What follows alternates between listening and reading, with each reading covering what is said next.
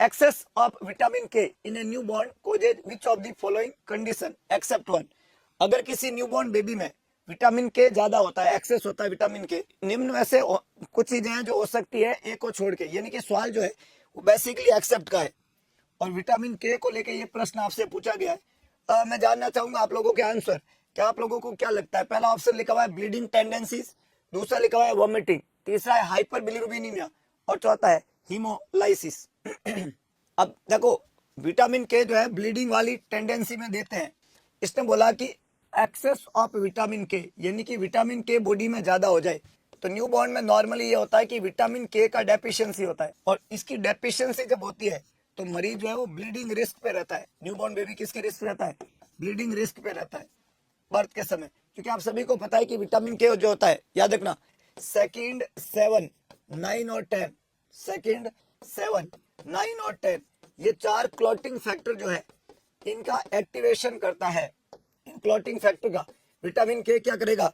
Activation करने का काम करेगा। इनको एक्टिवेट करता है। अब मान लो किसी बच्चे में विटामिन के, लगभग सभी बच्चों में विटामिन के की जन्म के समय कमी होती है तो ये क्लॉटिंग फैक्टर जो है वो एक्टिवेट नहीं हो पाएंगे तो कोएगुलेशन नहीं हो पाएगा, तो न्यूबॉर्न बेबी हमेशा ब्लीडिंग के रिस्क पे रहता है। इसलिए हर न्यूबॉर्न बेबी को बर्थ के समय हम विटामिन के लगाते हैं और आईएम रूट से लगाते हैं, विटामिन के का इंजेक्शन लगाते हैं जिसकी डोज जो होता है वो आपका 0.5 mg और 1 mg रहता है। अगर बच्चे का वजन 1500 ग्राम से कम है तो आधा mg दे देते हैं और 1500 ग्राम से ज्यादा है 1 mg विटामिन के दे देते हैं। विटामिन के को आईएम जो लगाया जाता है वो मसल में लगाता है जिसका नाम वास्टस लैटरलिस मसल है।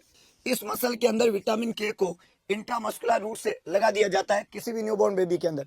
नाउ विटामिन के जो होता है उसको जब हम किसी को देते हैं तो उसकी मात्रा अगर ज्यादा हो जाती है, एक्सेस हो जाती है, तो मरीज में हीमोलाइसिस होना शुरू हो जाता है। अधिक मात्रा विटामिन के की मरीज में हाइपर बिलिरुबिनीमिया कराती है। ये तो एक कॉमन साइड इफेक्ट है विटामिन के का।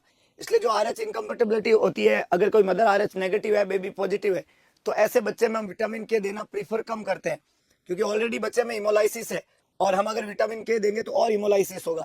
विटामिन के जो होता है वो वॉमिटिंग भी करवाता है। मतलब ये तीन चीजें विटामिन के ज्यादा होने से हो सकती है, पर विटामिन के की कमी से ब्लीडिंग हो सकती है, ज्यादा होने से ब्लीडिंग नहीं होती है। तो यही सवाल ने पूछा था कि विटामिन के ज्यादा होने से क्या नहीं हो सकता, तो ब्लीडिंग विटामिन के ज्यादा होने से नहीं हो सकती, ब्लीडिंग विटामिन के की डेफिशिएंसी से हो सकती है।